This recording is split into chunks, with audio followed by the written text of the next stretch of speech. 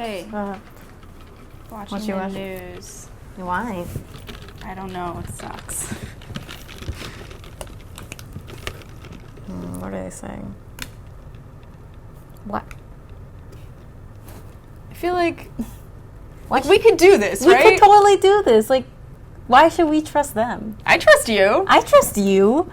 Like, I don't. What you have that gerbil that's what, like 7 or 8, and 7.5. 7.5. They usually die when they're like 2. Yeah.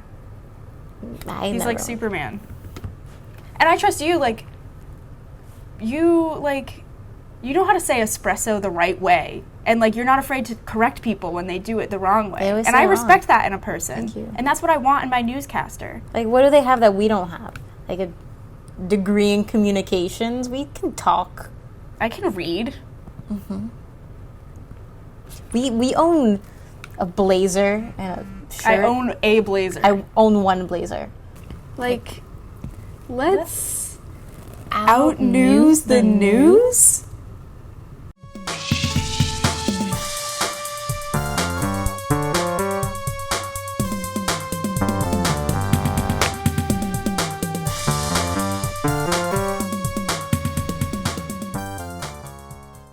Hello, and welcome to Sunshine State of Affairs. I'm Sam Speedy. And I'm Vanessa Nathalie. Here are tonight's top stories. The Florida House Subcommittee has voted to enact a bill that will allow the open carry of guns in Florida.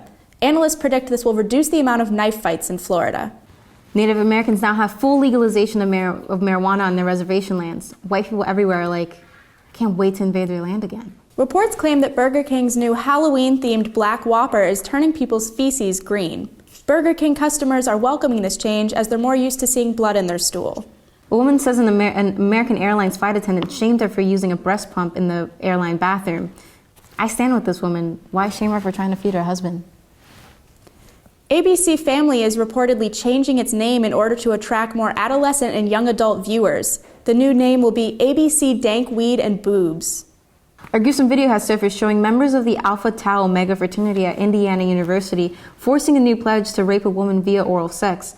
Indiana University representatives released a statement saying, a new study suggests that those who drink alcohol live longer lives than those who abstain from alcohol. In biology, this is being called survival of the coolest. At age 47, Will Smith has released his first song in over a decade. It's entitled, Parents Have It Tough, and Maybe They Do Understand.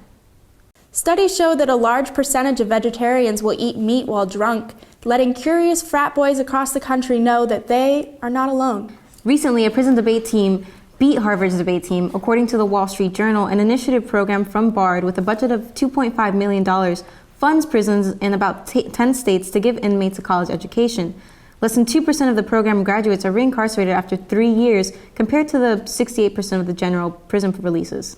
So you're telling me that accessibility to education gives opportunities to people in need. So you expect me to believe that where roughly New York spends 20 grand per student in public education, they spend roughly 60 grand per inmate? So wait, the cost of an education in prison is actually the fraction of a cost of continued incarceration.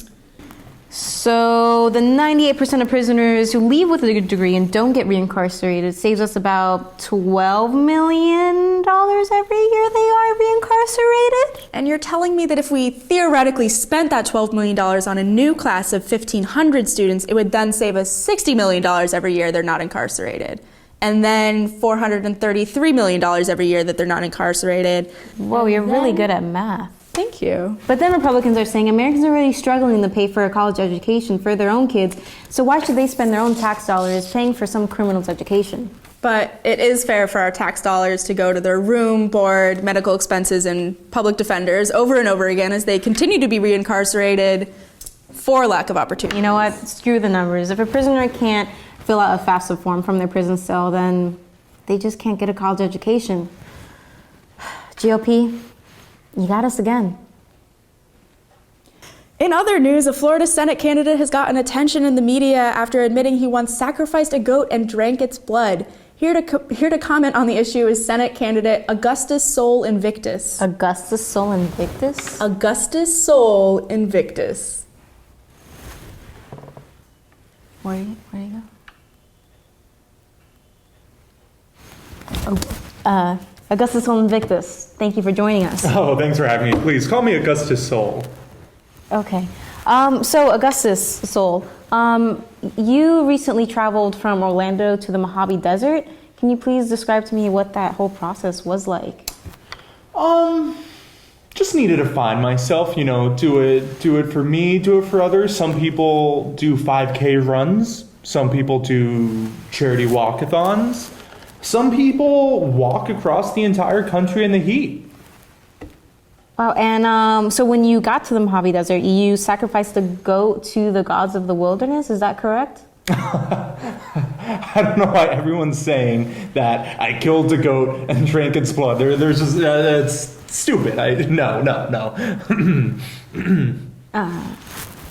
Okay, so you identify yourself as a libertarian, but the party recently has kind of stepped away from you. How do you feel about that? Well, I'm a true libertarian. And if other libertarians can't take it, then the other libertarians can kiss my libertarian butt goodbye.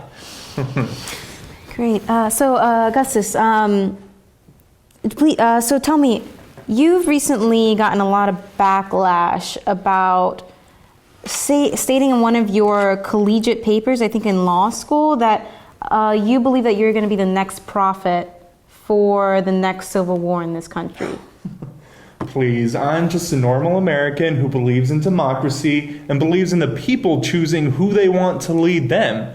When the impending civil war comes, I'm sure the American voters will make the right choice by choosing me. Great. Okay. So my last question, and I think this one's going to be a doozy. So please tell me, you recently got kicked out of a satanic church for your political beliefs. Do you have anything to say about that? I mean, I'm sure you're going to lose a lot of voters with religious backgrounds. Yeah, I'm just a good old religious boy, just like all the other proud American voters out there who just love their faith, and I still love my faith in Satan, the one true ruler over the heavens and the earth.